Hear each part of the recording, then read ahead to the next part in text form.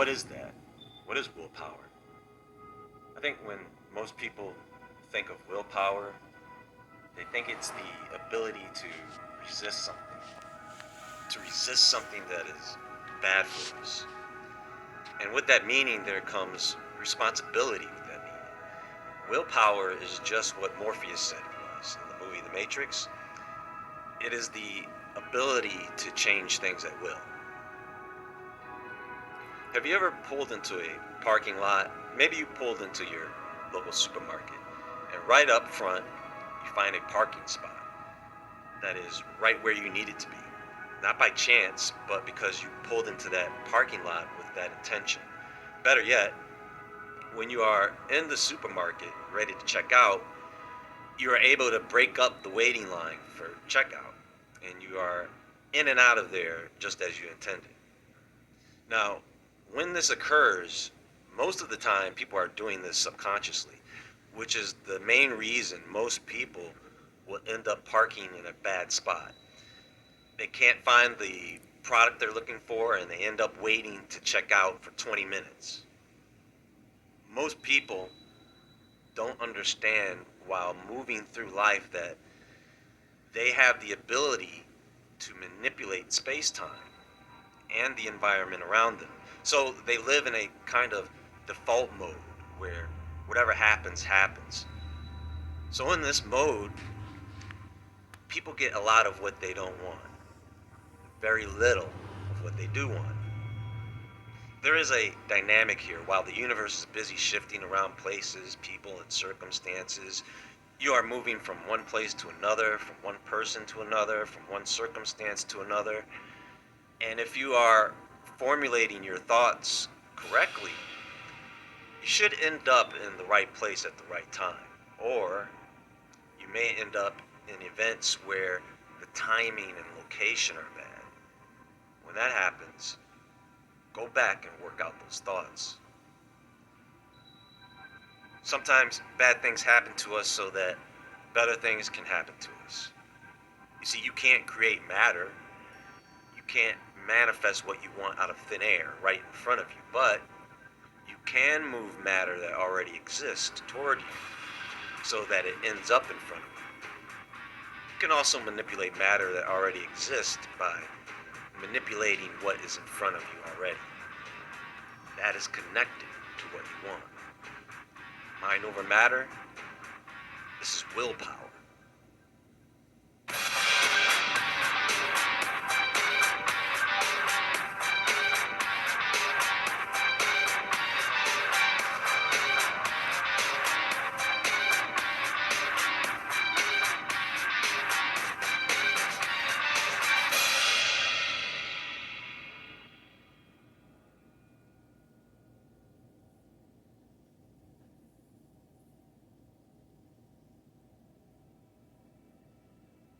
It's a technique that involves visualization.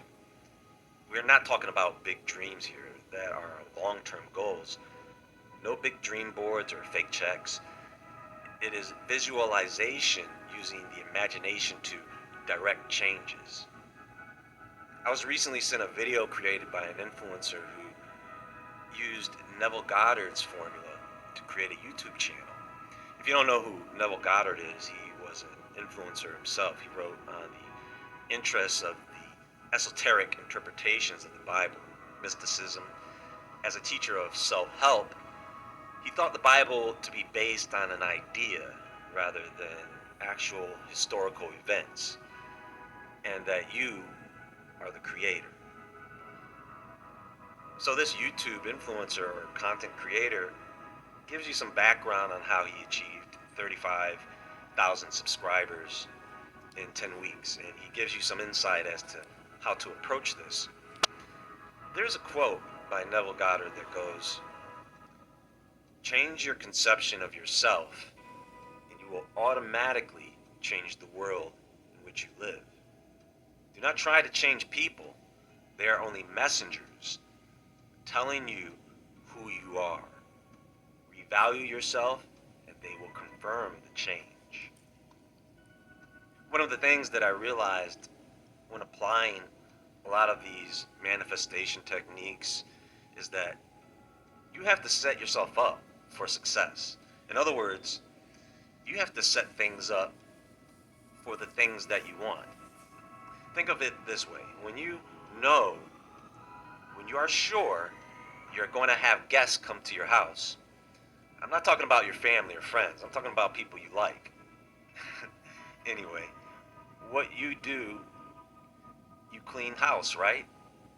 Because you are expecting a special guest to arrive shortly. Now, what if you weren't expecting anyone, but maybe you desired to have company? What you do is you clean house and prepare it for that special guest that you may have not met yet. Do you understand? You are setting yourself up as if you know it is going to happen. So in case of someone starting a YouTube channel, you're setting yourself up to receive a lot of viewers and a lot of subscribers. You create a channel name that you know thousands of people are going to see. You create an artistic banner that you know thousands of people are going to see. You pick topics that you know thousands of people are going to tune into. You create content that you know thousands of people are going to engage in. So while you are creating, you have that in your mind. Tell yourself, maybe I won't discuss this topic because I know that thousands of people are going to see this. Or maybe you tell yourself, I can't wait to talk about this subject because I know thousands of people are going to see this and I want this message to get to them. I'm not talking about millions of people because it still has to be something that is big enough for you to get excited about, but yet still small enough that you absolutely believe it. I'm still talking about short-term goals here. What happens in this case is people use the techniques and then they look at the results and say to themselves, this isn't working because the numbers don't show the results they were looking for. So that brings us to another part of this. You want to use those numbers. You want to look at those documents, those reports, those analytics as a tool for visualization. Because what you are going to do is you're going to visualize those numbers increasing right before your eyes. An easier way to do this is with a line graph. If you are looking at a line graph, you simply visualize that line going up in the next report. Here's a cool trick. You can try out just for fun if you have an EMF detector, or you can even get one of those EMF detector apps for your phone. What you do is you move that detector close to some electronic device just to get a reading, and then with your mind, try and see if you can make that number go up or down just by visualizing. You know how to train your body to get stronger and faster physically? You train your mind the same way. You work it out. You practice. You walk around and see what numbers you can change in the environment around you just by visualizing. Trust me, when you succeed at doing this and actually get those numbers to move to where you imagine them to be, it's going to feel a bit spooky. You're going to question how powerful you really are. Here's another quote with that said. Chance or accident is not responsible for the things that happen to you, nor is predestined fate the author of your fortune or misfortune. Your subconscious impressions determine the conditions of your world. The subconscious is not selective. It is impersonal and no respecter of persons. The subconscious is not concerned with the truth or falsity of your feeling. It always accepts as true that which you feel to be true. Feeling is the assent of the subconscious to the truth of that which is declared to be true. Because of this quality of the subconscious, there is nothing impossible to man.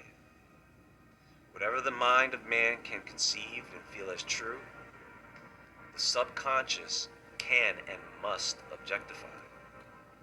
Your feelings create the pattern from which your world is fashioned, and a change of feeling is a change of pattern. Now, I'm not a motivational speaker, I'm not a life coach or a guru, and I am not a knowledge bank on the subject. I feel my intent is to spread awareness on this matter because whether we like it or not, these laws that govern the universe are going to work. If we just walk around and allow the subconscious mind to create our world around us, then life is like a box of chocolates. You never know what you're going to get. But if you are aware of why things happen to you, everyone else outside of yourself starts to become blameless. You start coming up with less excuses. Once you accept the power and responsibility when bad things happen to you, you gain the power to have good things happen to you.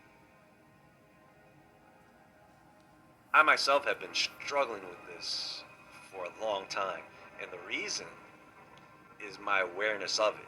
See, I could get upset, frustrated, angry, and blame everyone and everything for something bad happening to me, but at the end of the day, I know what happened. The trick to this is you have to go back to what happened, what you were thinking, what you were doing before the event. Not what happened during the event. The event is over. You have to go to what happened prior to that. It's just like a car accident. The accident may make you feel scared, frustrated, you may be in pain. You have to go back maybe a day, a week, or 2 weeks ago to figure out when was the last time you felt fear, frustration, and pain. Because when that happens, the universe wants to bring you more of that. No. Here's the thing about the law of attraction, law of the universe, or anything like it. And maybe this will sound a bit weird for me to say this, but when you start using these techniques you read in books or watching videos or listening to on audios, there should be a red warning label. Because more often than not, when people start using these techniques, bad things happen. And I've mentioned this before. The universe is shifting things around you. Some things are shifting far away from you, so you can't see what's happening, but things are shifting very close to you as well. Sometimes these shifts are very dramatic, life-changing shifts. And that is because the universe loves speed. If you were sitting there praying to God for this and that, and the universe is put to work, when things start to shift, you don't want to be just sitting there. Which brings me to an important dynamic that I really don't see emphasized as much from other people, and that is movement. You have to move your body. You have to move your body around in space-time. Remember, what you want wants you. And in many cases, you have to move towards it as it is moving towards you. When I'm talking about willpower, let me tell you what I mean. You wake up in the morning, and this is just an example. Everybody's day is different. But you wake up, stretch a bit, get out of bed, and you start thinking about maybe how nice a warm cup of Java would be at your favorite local coffee shop. You can even smell the baked goods and coffee before you even get there. Now here's the funny thing. Once you put out that thought that you want that coffee and you are going to get it, it's almost as if you are starting a timer. So you can't just go and sit back down. No, you have to get in the shower, get dressed, get out the door, and get to the coffee shop.